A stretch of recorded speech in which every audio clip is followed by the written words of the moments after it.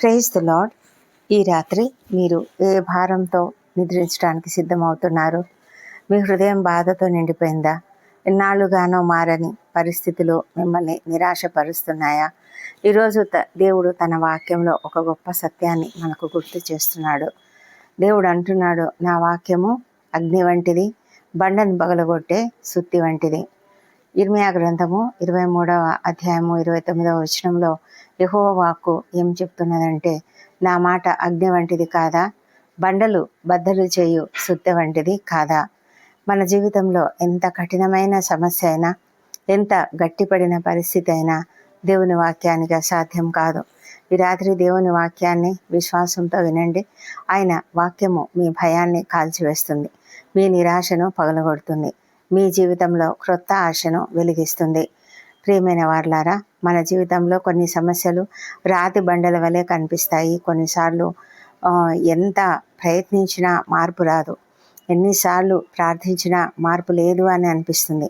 కానీ ఈరోజు దేవుడు చెప్తున్నాడు, నా వాక్యము బండను పగలగొట్టే సుత్తి వంటిది. మన బలంతో కాదు, దేవుని వాక్య శక్తితో అసాధ్యాలు సాధ్యమవుతాయి. దేవుని వాక్యం మనలో ఉన్న భయాన్ని దహించగలదు. అది మన హృదయంలోని గాయాలను స్వస్థపరచగలదు. మన జీవితాన్ని అడ్డుకుంటున్న అవిశ్వాసము, నిరాశ, పాప బంధాలను ఛేదించగలదు. ఈ రాత్రి ఒక నిర్ణయం తీసుకుందాం. ప్రతిరోజు దేవుని వాక్యాన్ని చదువుదాం, దానిని విశ్వసిద్దాం, దాని ప్రకారం జీవిద్దాం. దేవుని వాక్యము ఇప్పుడు వ్యర్థం కాదు, అది తన కార్యాన్ని తప్పకుండా నెరవేరుస్తుంది. ఈ వాక్యమును మనము ఇంకొక రకంగా కూడా ధ్యానించవచ్చు.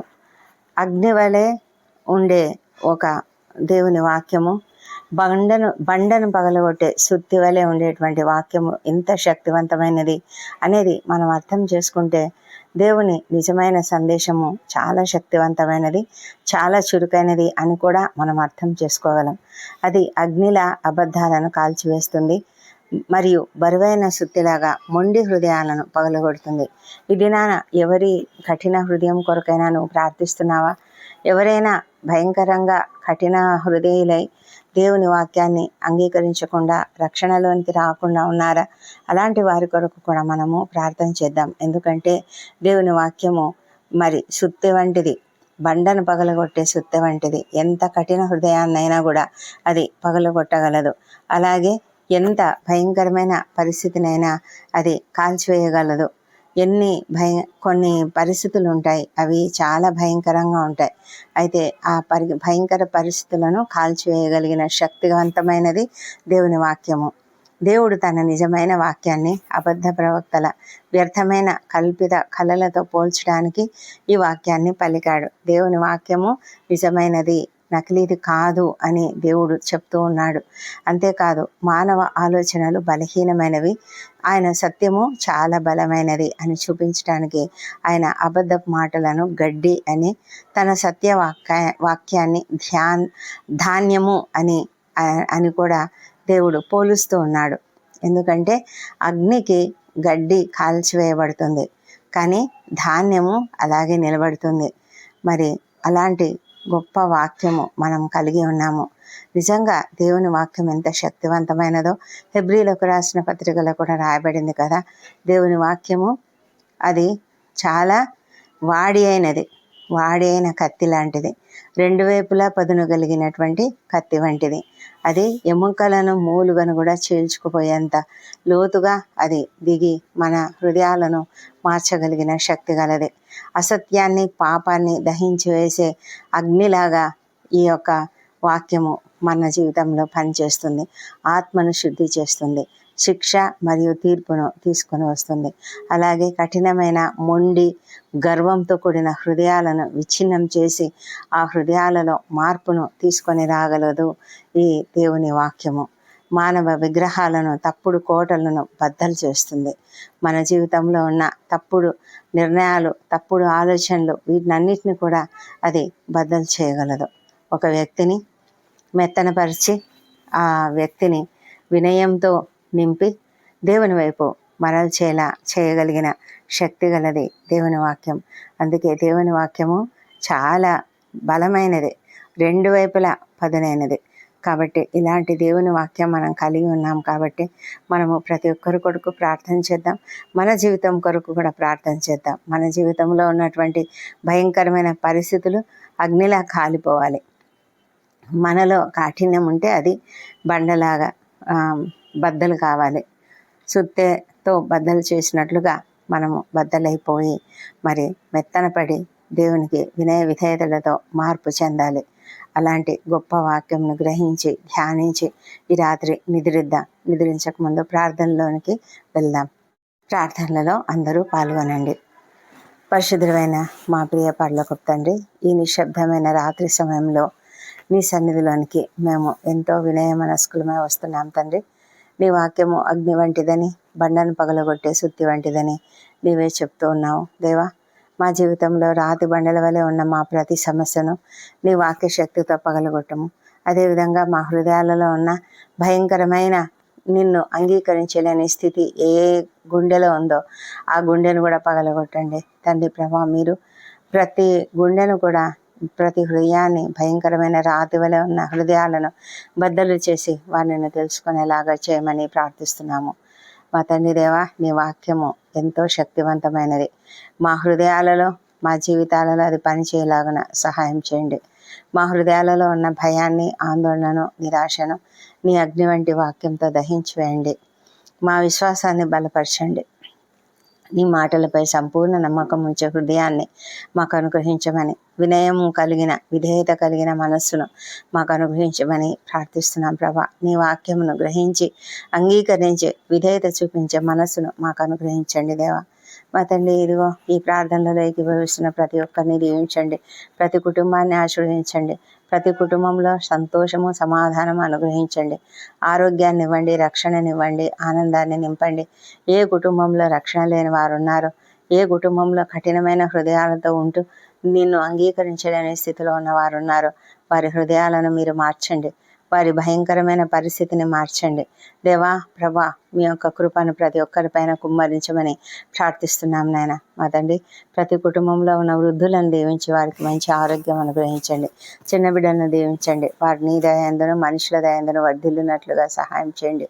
మా తండ్రి, ప్రతి కుటుంబంలో సంతోషం అనుగ్రహించండి. ప్రాముఖ్యంగా ఎంతోమంది అప్పుల సమస్యతో, ఆర్థిక ఇబ్బందులతో నిద్రలేని జీవితాలు గడుపుతూ, నిద్రలేని రాత్రులు గడుపుతూ ఉన్నారు నాయన.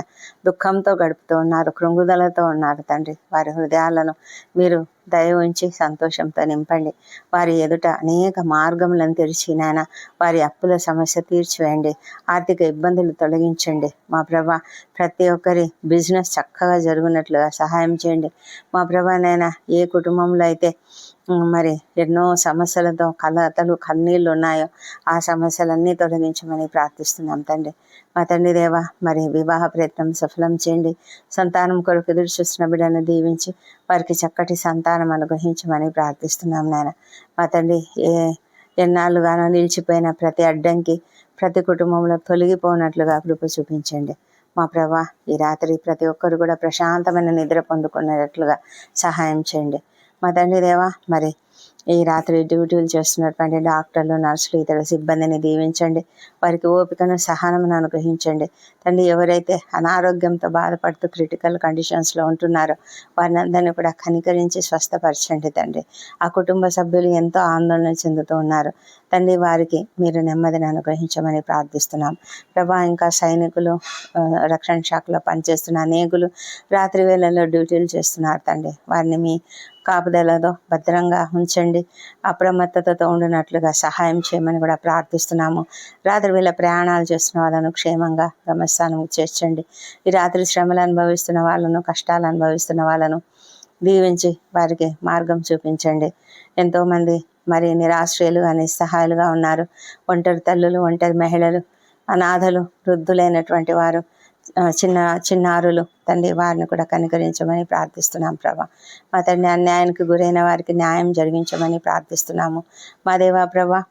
మరి నిద్రలేంతో బాధపడుతున్న వాళ్ళను కూడా మీరు దర్శించండి. వారికి ఉన్నటువంటి కష్టంను తీసివేయండి మా తండ్రి దేవా. మరి ఏ దుఃఖంతో వారికి నిద్ర పట్టడం లేదా ఆ దుఃఖాన్ని తొలగించండి మా తండ్రి. క్షమాపణ గుణాన్ని వారి హృదయములలో ఉంచి సంతోషకరమైన ఆత్మను వాళ్ళను నింపమని ప్రార్థిస్తున్నాము మంచి నిద్రను, ప్రశాంతమైన నిద్రను వారికి అనుగ్రహించండి. తండ్రి, ఈ పగలంతా మాకు తోడయండి. మా పనులన్నీ జయప్రదంగా జరిగించినందుకు నీకు వందనములు. మా తండ్రి, మా మాటలు, తలంపులు, క్రియలు సమస్తము నీకు ఇష్టమైన రీతిగా ఉంచినందుకు తండ్రి, నీ చిత్తానుసారంగా మేము నడుచుకున్నందుకు వందనములు. మా అపరాధములను క్షమించండి. ఇతరులు మేడలో చేసిన అపరాధములను మేము కూడా క్షమిస్తున్నాము. ఈ రాత్రి మేము రేపటి కొరకు సిద్ధపరచుకున్న మా ప్రతి పనిని కూడా జయప్రదం చేయము. ఈ రాత్రి మేము నిద్రిస్తున్నప్పుడు, ఆదమర్చి నిద్రిస్తున్నప్పుడు మాకు పైన ఎలాంటి ఆకస్మిక ప్రమాదములు కలగకుండా, ఎలాంటి ఆకస్మిక అనారోగ్యములు కలగకుండా కాపాడండి తండ్రి. నీ సురక్షితమైన రెక్కలను మా పైన కప్పండి. మా తండ్రి, నీ యొక్క దూతలను మా చుట్టూ కాపలాగా ఉంచమని వేడుకొంచున్నాం. ఎలాంటి దుష్ట స్వప్నాలు, దొంగ వ్యాలు, విషపురుగు కాటులు మమ్మల్ని డిస్టర్బ్ చేయకుండా మంచి నిద్రను, రెస్ట్ను మాకు అనుగ్రహించండి. రేపటి ఉదయం కొత్త నిరీక్షణతో, కొత్త బలంతో ప్రారంభించడానికి ఉదయం సజీవంగా లేచి నిన్ను స్తుతించి ఆ తర్వాత మేము మా పనులకు వెళ్ళడానికి కృప దయచేయమని ఈ ప్రార్థన మా ప్రభువైన యేసుక్రీస్తు నామంలో అడిగి వేడుకుంటున్నాం తండ్రి. Amen, amen. ప్రియమైన వారులారా, ఈ రాత్రి దేవుని వాక్యాన్ని మీ హృదయంలో నిలుపుకోండి. దేవుని వాక్యము మీ జీవితంలోని ప్రతి కఠిన పరిస్థితిని మార్చగల శక్తి గలది. ఈ ప్రార్థన మీకు ఆశీర్వాదంగా ఉంటే మీ కుటుంబ సభ్యులకు మరియు స్నేహితులకు తప్పకుండా పంచుకోండి. ఇలాంటి ప్రతిరోజు ఉదయము, రాత్రి ప్రార్థనలలో తప్పకుండా పాల్గొనండి. అందుకొరకు మా ఛానల్ను తప్పకుండా సబ్స్క్రైబ్ చేయండి. దేవుని సమాధానం మీ హృదయంలో నింపునుగాక, సమృద్ధిగా మిమ్మల్ని దీవించునుగాక. ఆమెన్.